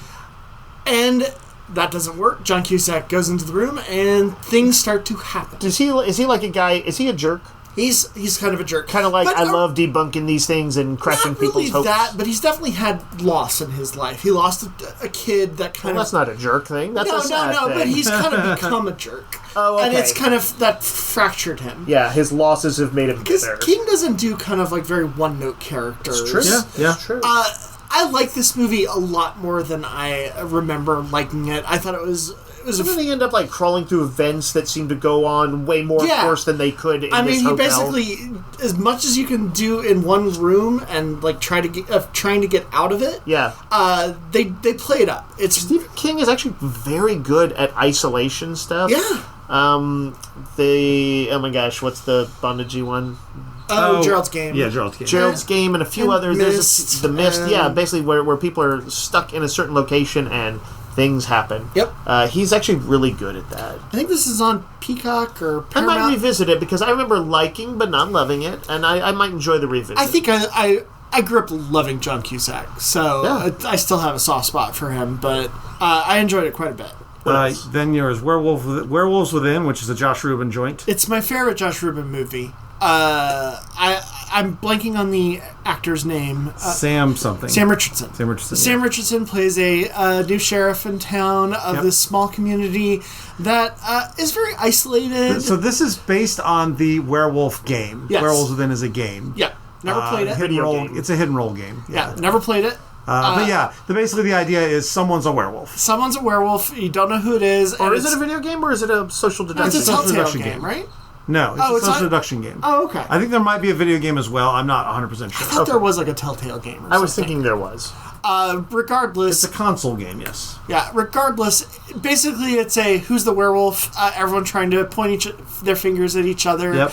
A group of people... Is this the one that I saw, Randy? Yeah, you saw this one. So this is a quirkily humorous. It's quirkily humorous. Sam Richardson is kind of having a strange relationship with his girlfriend, fiance, who... in quotation marks, didn't break up with him, but kind of did. Yeah. He plays it off. He's hilarious. He's good in everything he's in. Yeah. Like Ted Lasso. Yep. He's always good. And this movie is really fun. It is. The production value is great. Would you say it's kind of like a horror movie Clue? Yeah. That is a great way to put it. I need to rewatch this one. I had fun watching it at your place a few years back, Randy, and I think we would both endorse it as well. Yep. Werewolves Within. People should just watch it. I'm trying to look. It has a really good sense of humor. The next thing you had on your list was Cabin in the Woods. Oh no, Haunt, which I don't know this one. Okay, so Haunt is a weird one, and it's a little torture porny, but I like it. Okay. It is produced by Eli Roth, so take that what you will. Right, Hostile Man. But it is a group of kids looking for a haunted house on Halloween, something to do, and they run across one that is about to close, and they're kind of shits to the guy who's at the door. Like, can't you stay open for and just kind of like kind of needling him a little bit. I'm sure that'll work out. And they were like, okay, fine, come in. And it's basically like a death house. It's a death house. Okay. And people are getting killed one by one. So it is very kind of bloody and over the top. It's pretty classic when people who are kind of assholes it's dealing with like the traditional get killed off. Yeah, it's dealing with the traditional tropes of what you expect, like final girl, all these things. But I think it's done in a better than average way that I kind of like. This is the second So they're time supposed to be in what should be a commercial haunted house? Yeah, it's just kind of like this one that it looks like slapped together a little bit, but the production values are high, so and they watch people go in previous to them, thinking, oh, we'll go in, we'll have fun, and they say they're closed because obviously they've reached their cap of people to kill. Right. Until this guy's an asshole. And there's a twist as to who the people are who are running it. It's got kind of a cultish vibe to it. Okay. It's really good. I don't know anybody in it, and I like that about horror movies because I don't have any like. You're not like, oh well, this person won't die. Right. I'm like, I have. That guy's a star. He's gonna make it. And there's like relationships that fall into one of the characters is like dealing with an ex who's very kind of overbearing and abusive. So that factors into things. Would I like this movie, Nick? I don't know. I don't know if either of you would. I don't know if you guys I enjoy don't think this that. is for me. Although you liked Hostel. I like Hostel actually pretty well. It's like the only Eli Roth film I think I kind of like. But I don't mind Eli Roth normally. He's got enough about but also, him. what was it? There was actually a movie called like Escape Room or something like that. Escape Room. It's a fun and then what's the one? Cube? Is that what Cube, it is? that's... which is Escape Room-esque. Yeah, that's like... Who did Cube? It was somebody. I like somebody Cube I know. as well. It's like an indie thing. Yeah, it is. But it's good. But like those are all movies that kind of have that same, we thought it was going to, like you wake up in a sort of deadly escape room of some sorts. Yeah. And so I might give it a shot. That sounds kind of fun. So the original Cube that was in 1997, Cube 2021 was a remake apparently. Yep. Yasuhiko Shimizu. Okay. You know that you've seen all of his other movies. It's worth a watch. Okay. I can't remember. Hunt. Yeah. Cabin in the Woods. God, I love another this. horror comedy. I love this movie. This I think movie, people know this one pretty well. Yeah. I can watch it on repeat. It's fun. Yeah, it's fun. The guy. There's like no kind of bad scenes in it. No, it's really clever. Franz Kranz wins me over every time with his stoner. Oh man, the role he was born to play. And this is Drew Goddard directing. Yeah, Drew Goddard. Yeah, Joss Whedon's old partner, writing partner, and producing partner. Just in case you haven't seen it, basically it's like some college students. Yeah, I almost wouldn't give it away. No. Well, I think you can say without saying. They go to a cabin in the woods, and there is something more going on than just the scary thing. Which, in some ways, there's a suggestion of like, are there kind of like almost like multiple overlapping concepts of like horror in this, and then there is more to the story.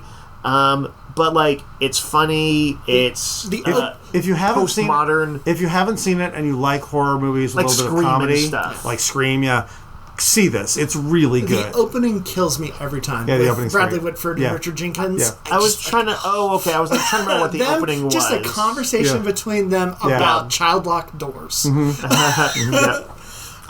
Then you watch Dracula 2000. That's Wes Craven, if I'm not mistaken. It is a Wes Craven movie. Yep. Wes Craven. I will asterisk this. It is a dumb movie. I believe you. But it's one of those ones I watched at kind of an age where I was like, oh, this is really cool. Gerard Butler plays the quintessential Dracula. Okay. It's got a Van Helsing element that basically has kept him entombed for decades, using his blood to stay alive. There were some cool ideas at work in this movie. Does this movie also have the idea about Judas in it? Yes. Like Judas was the first vampire Judas, or something like that? Judas is Dracula. Right, he was like cursed. And I was like, that's a cool idea. That is a cool idea. I also like Johnny Lee Miller from Hackers. He is the star in this, along with Christopher Plummer, Omar Epps. Wait, that's a pretty widely varied group of people. Who is Dracula? Who is Dracula going after, or who's fighting him? Dracula is after modern vampire hunters. No, Dracula is after a woman that is Van Helsing's daughter. Okay, and payback. kind of, sort of. But there's some kind of blood relation as well, as you might expect. But yeah, it's better than it should be, but it's not great. Okay. But the ideas at work, I thought you could have really made a cool movie out of it. Right. There's the germ of a good movie in this. Yeah, and I like all the cast members. It's what's her name? Who played 7 of 9?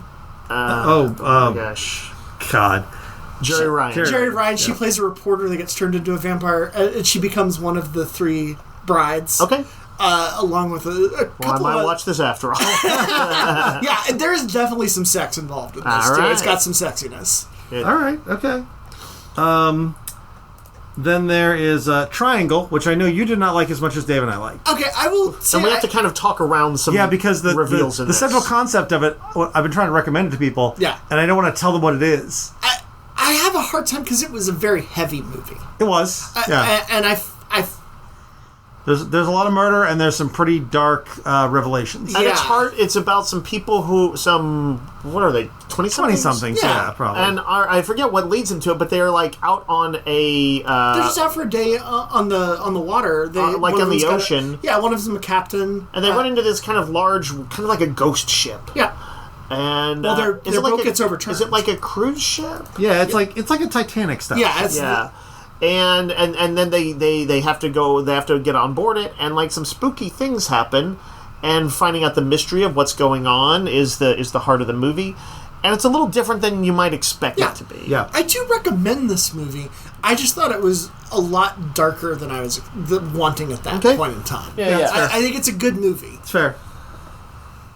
But giving anything else away gives away the movie. Yeah, it is one of those. Yeah. It's fun to experience. It was one of my joys that I found in this Halloween season. I really enjoyed it. I think that at some point you should try out, even though it is a kind of a quieter movie, but it's also very scary. I think you would like The Others. The Others on my list. Others is on my good. list. Yeah. Although we gave him a movie that he didn't like, so. Which one? We'll get to it. Yeah, we'll get to it. Slither. You saw Slither again. Oh, God. I remember watching it back when it came out, and I was kind of like, who's James Gunn? I liked it okay. I didn't know who James Gunn was. And why is this getting some kind of cult vibes? I knew who Jeffrey Fillion was, or Nathan Fillion. But coming back to it, it's Nathan Fillion. Elizabeth Banks plays the main... It's got a good cast. It's got a great cast. Michael Rooker in it. It's Michael Rooker plays the big villain. He contractually has to be in everything James Gunn does. Yes, understood. I think I kind of it looped itself a little bit because of what James Gunn has done now. Okay. It has become better because the jokes are there, the players are there, the humor, the story, the human beats that he likes to do. This is also kind of a alien. It's a creature feature, body snatchers kind of thing, right? It is a little bit worms that take people over. Yeah, it's an alien that make them creepy. Crash lands on Earth and then basically takes over a person who impregnates a person and then babies and try to take over the world essentially. Yeah. It's violent and bloody, and I just had a ton of fun with it. I feel like the slasher fans and the gore fans should definitely watch it, and probably the James Gunn fans. I think it's one of those that didn't connect with me. I tried it a few years ago, and I was not loving it. I've still not seen... He did was it Super? Isn't that? No. Super was his, yes. He produced... No, he did Super. He produced James Brightburn. Gunn? Yes. He produced Brightburn. But he produced Brightburn. Super is his. It's Rainn Wilson playing a super violent vigilante. That's James Gunn. That was James Gunn. I've never seen that. I'm pretty positive, yes. I am like 90% sure. Written and directed by James Gunn. Yeah. That's interesting. I don't think I ever knew that he was the guy who did that. I only kind of liked it. Super okay. Yeah, and I've never seen it. And I've heard really bad things about Brightburn. Well, Brightburn is bad. Yeah, okay. Brightburn is outright bad. But he didn't direct it, so I'll I want to rewatch Slither at some point. Slither, I think, will surprise you. It is a deliberately sort of B-movie-esque film. Oh, yeah, it is. Yeah, it's kind of trashy. It's not Trauma. It's like slightly elevated Trauma, though. Yes. Like he came out of Trauma, and you can tell. Agreed. Fright Night, is this the original or the remake? Remake. I've never seen the remake. Oh, man. I know it's good. The remake is a ton of fun. Yeah. I like it Colin too. Farrell does an amazing job as oh God, why am I blanking on his name? The lead vampire. I don't... It's the same name. Oh, I don't remember the name of the vampire. He's just a vampire. It's just a Max Jerry. is the vampire. Jerry. Okay, I was like, Max is the vampire in Lost Boys. Yeah, his name is Jerry. Okay. Yep. And it takes place in Las Vegas and focuses on Anton Yelchin, who plays like a high schooler at the age of 30. Right. The original one was kind of like Rear Window with vampires. What if your neighbor was a vampire? Yeah. I forget, I have seen this, but is Jerry his neighbor? Yes, it's his next door neighbor. Okay. And generally he's like in the original, he was like this dude who like, oh wow, there's like a beautiful woman going every night to my neighbor. There's an element of that. And what the kid, the high school kid in the original one did was like, oh, I'm going to, when I think he's a vampire, call up the TV show host, and in those days of like Elvira and all that stuff, and like who fights vampires like in old movies, a Vincent Price type, and ask him to help me. Yep. In this one, he goes to a magician, like a David Blaine type. Yeah, Chris Angel, David Blaine, but who alleged to be into real occult. Yeah, he played wonderfully by David Tennant. Yeah, as a prick, as a prick, as a total prick. But Colin Farrell does an amazing job as a villain. He like gives it his all. And they do their like the original one did. There's some fun twists on vampire lore. Yeah, which I'm kind of like. I'm kind of done with vampires for the most part, unless there's some twist thrown that way. I'm a sucker for a vampire movie. Yeah, you're a vampire whore. I am. I'm a vampire whore. But this one is a worthy outing. It also a rare worthy remake. Anton Yelchin, who was in Star Trek, one of his kind of final roles, I guess. Yeah. And Toni Collette is his mom. Oh, that's right. She does a really good job. I feel like this one has a particularly good version, as does its original one, version of the you have to be invited to get in kind of thing. And I don't want to spoil it for Randy, but there's a neat spin on it. Yeah. For vampires. And also, Vampire from the original, that actor does show up in the movie. I forgot.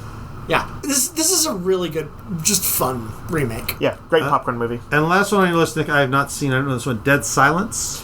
This is James Wan's kind of first movie, right before Saw. So this is the James Wan. Is this the same James Wan who gave us Closer to Malignant? Yeah, Closer to Malignant, which I hated. So I will say, I remember liking this movie when it came out.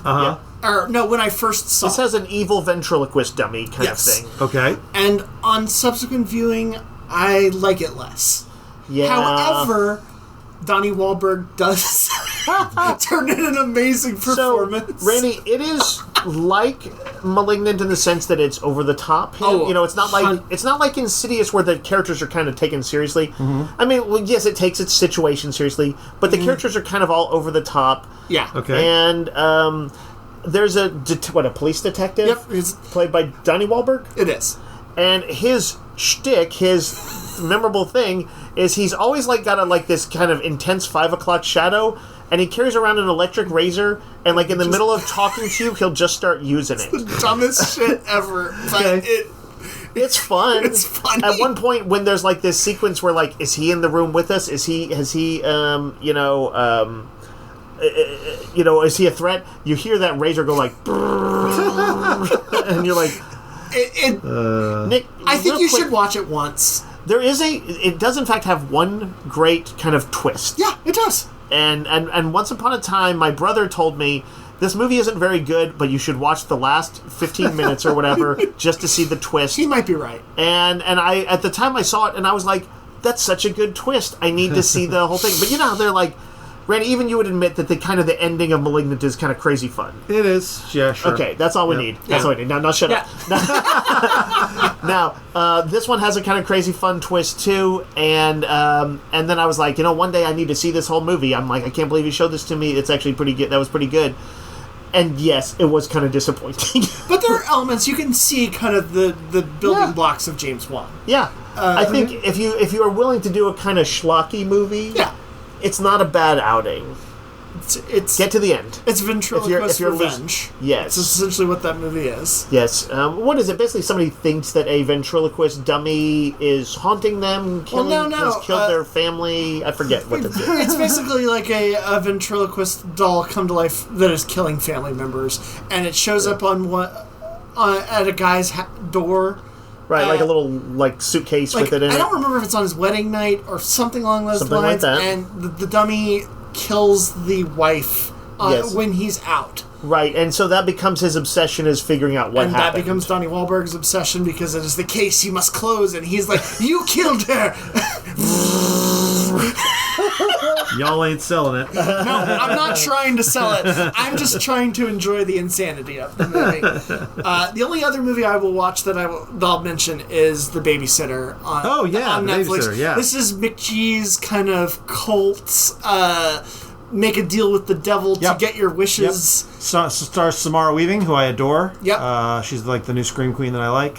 I really like The Babysitter and the sequel. Yeah, and it's about a little kid who, his babysitter, he's too old for one, but he still has it because his parents... He's got a crush on her. I love that his parents are played by... Do you get to choose to have a babysitter?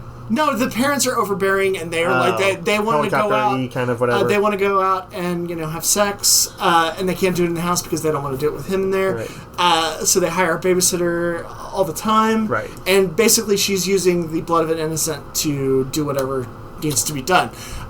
I gave this one a shot one time and I couldn't do it. I know. It was so much fun. It falls just into a big the trash ball. I disagree with that. McGee is a solid director. He is. If you like more Charlie's Angels 2 than Charlie's Angels 1. Hey, there's still some good stuff in Charlie's Angels 2. I can't help you there. That's fine. I don't need help. I like crap sometimes. I can't help it. But it is a sort of stylish and sort of, I will say this, what I saw of it, a kind of a fun brand of trash that I do think would appeal to people. And I like Charlie's Angels, so it's not like he's completely off my radar. No, this is a ton of fun. I like the conceit. I like the story. I like the character interactions. Yep. All the bit players they get in there, they're fun people you recognize. Robbie Amell is in this. He's really Robbie fun. Amell playing kind of jacked up evil man is really cool. Yep. Jacked up evil man. Jacked up evil man. He's just in it for Jackman's evil clone. Yes, he's just in it for the kill, is what I think he says. Okay. But yeah. Randy, I think you had a couple. Yeah, well, you and I both watched From Dusk Till Dawn. Yes. We watched that.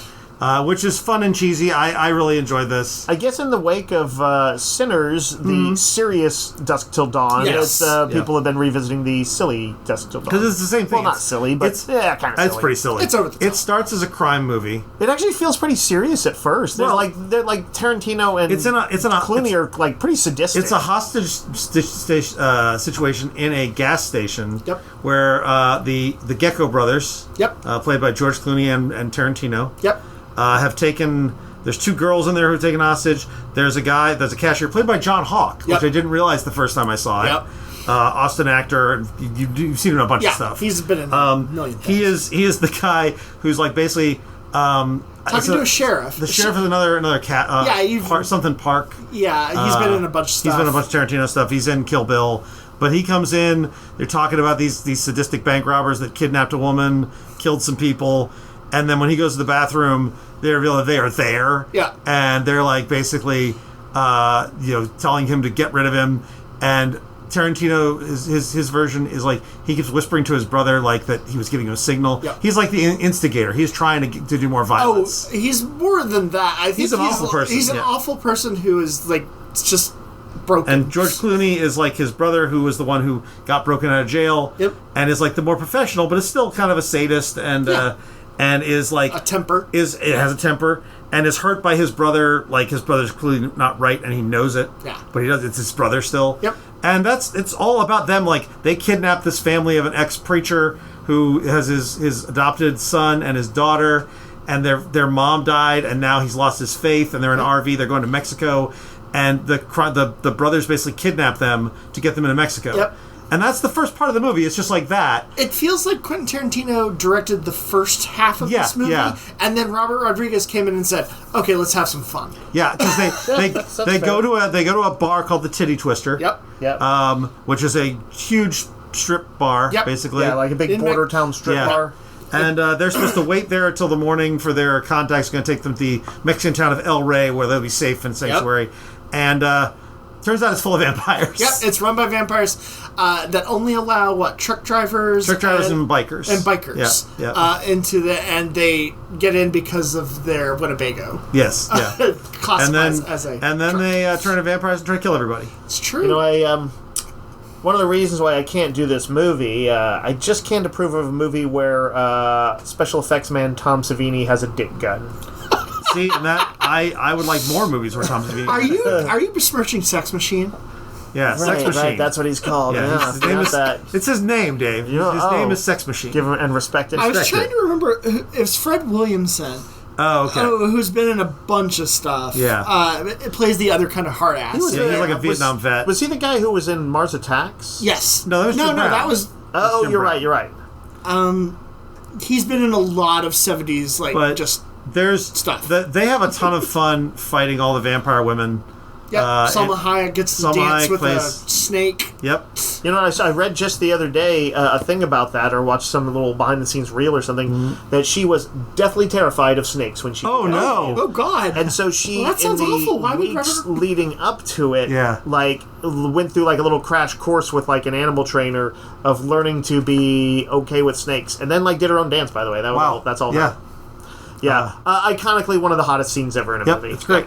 Yeah. Also, she feeds Quentin Tarantino liquor through her foot, which I feel like he wrote the movie. Right. Yes. And I feel like that may be the entire reason the movie exists. Yeah. I feel like that 5 seconds of... You enablers. Yes. But it's a lot of fun. Cheech Marin gets to play 3 roles. Cheech Marin plays a bunch of roles, yeah. It's really funny. It is a profane and dumb movie, but it's a lot of fun. But you get all the players. Danny Trejo's in there. Yeah, I enjoyed it. I enjoyed it too. I did a double feature with some friends, one who had seen, one who had not, of Zach Krager's Barbarian and Weapons. Both great movies. Yeah, some of I think my favorite cinematic horror experiences of the last few years. Same. He's I will now basically I will see any horror movie he makes at the theater until he screws up. Because those were so fun. Get ready for the Weapons prequel. I don't know if it's Weapons prequel. Yeah, I kind of wish he wasn't doing it, but it's probably going to be good. Yeah, we'll see. I also want to see his Resident Evil movie.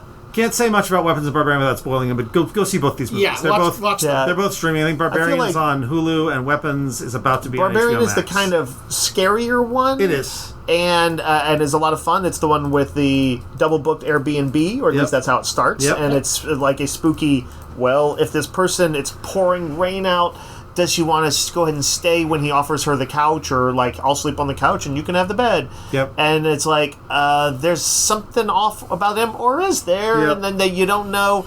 And then the movie also some wild turns. Yep. Krager does good character work. He does. Just any given scene, you could walk in and just watch these characters interact. And then, by the way, extra points for who's the Jonathan Long. Yeah. Isn't it Justin Long? Justin Long. Yes. Great. Who's also in Weapons. He plays a small role, great role in it. Yep. Then, and Weapons is one where there's a mystery of a disappearing school class. And a teacher the teacher of that class, they're is she tied into it? Right. And is told in a more formally interesting way in that, it's an experimental, there's 6 segments or so to the movie, and each one is focused on a different character in the town, and eventually it builds out and fills in the mystery, and you will find out what is going on. It's a horror Pulp Fiction. And I feel it's a very what do you call it? Satisfying ending. Oh, yeah, for sure. Yes. But also the getting there is great. Yep. I watched Azrael despite being warned against it. Samara Weaving. Samara Weaving's in it. What is it? It's an entirely silent movie. It takes place after the rapture. Okay. And people have all taken a vow of silence. Okay. And Samara Weaving plays this character her name's Azrael. And as a premise, that sounds kind of interesting. Right. It's all sounding interesting. So she and her boyfriend are wind up early on the run from this cult. That is a super Christian religious cult. Okay. In the wake of the rapture, they're doing some of stuff, and there's they're trying to sacrifice her to these weird zombie things that are in the wilderness. Okay. And one of the women in the lead of the cult is pregnant, maybe with the new Christ or whatever. Yeah. And it's an interesting premise, but it never quite works. Huh. When did this come out? A couple years ago. Okay. Yeah, I think it was last year. Yeah. Or So as we discovered with silent comics, you are handicapping yourself. You're really taking away a lot of your tools. Right. You gotta be real good. And they're not real good. Yeah. Okay. It's just okay. Nick, have you seen this? No, it was on my list until I heard reviews, and I was yeah. Nick, I did not. That was enough to keep you away. I did not press play. Wow. I know. I did because I challenge you to see it now, Nick. I don't recommend it. It was not great. And then I watched 30 Days of Night because you guys recommended it, and that was also not great. I haven't seen it long enough that I can't... When did it come out? Oh, it's a few years ago, yeah. No, it was in the early 2000s. Was it 2008? Because the comic didn't come out until I was like working at what was then, when we were Dragon's Lair, and so it had to be in the 2000s. Okay. I'd forgotten this movie was directed by David Slade. Yep. Who is he? He did Hard Candy, is that him? Yeah. He does sort of dark, I remember that was a movies. pretty good movie, but kind of pretty dark. Stars Josh Hartnett and what's her name from Triangle and Alias. Yep. George something. And it's it's based on Steve Niles' breakout horror comic from the time that was we talked about this the other week about an Alaskan town that's overrun by vampires during its time of darkness. I honestly don't remember it well enough to particularly defend it. So what I'll say is that the what I remember is I liked it better than I thought. I think I just enjoyed all the moment to moment stuff in it. The effects are good. The vampires look really good. Yeah. The darkness and all. Slade's a great visual guy, but the motivations of all the characters are kind of muddy. The character stuff. When you're doing a isolation story about monsters, you need to really give me strong characters, and none of these are strong characters. I didn't care about any of this. The two leads are a married couple who've broken up. Yeah. And we're supposed to really invest in the idea of them being back together, and I didn't give a shit. Is it possible that's because of your own callous heart? It's possible. Okay, just want to throw that out there as a possibility. I didn't care about the town, the characterization. I thought they did a bad job of introducing all the characters and giving them enough to care about. I kind of want to rewatch it and see where I would land. Nick, you said you saw... what was the movie you saw that did slip? Oh, yeah. Dead Silence. Dead Silence. Because that was movies can go down in my esteem. Sometimes they can go up in my esteem, but this may be one of them that goes down. As a counterbalance, but I'm curious to see what it was I liked about it because I can't quite remember it well enough. As a counterbalance, I did rewatch it as well. Yeah. And I still liked it, but on a 5-star scale, you'd give it. I think I gave it a 3. And Randy, you'd give it 2. Okay. Yeah. Which is also high rate Azrael, by the way. They're both solid 2-star. But not awful. Right. But they're a waste of time. Okay. For you. They are. They're a waste of time. And then I watched Empty Man, which Dave has been recommending me for a while. Yeah.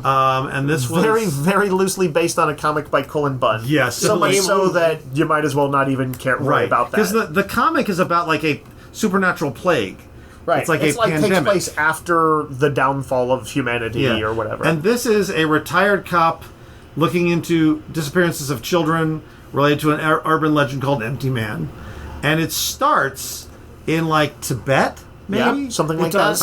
And there's 4 hikers. They cross this bridge where I was already Nope at that point. I was like, I'd be going back home. No, not like way. Nope to the movie, but Nope about Nope to the bridge, yes. Yeah, it's an unnerving sequence. It's a rope bridge across a big chasm. Yep. Which is a thing you do when you're a serious ass climber. You have to do those. If you were, and they put those ladders and stuff across. Yeah, if you were a crazy person who did that. Those are people who know about things like crampons. Yeah. But if you do this kind of thing, you're going to get haunted and killed by a mysterious being, and that's why you don't do it. But you know what? Tibet is also a place of enlightenment and stuff. Yeah, and murders. Yeah, apparently.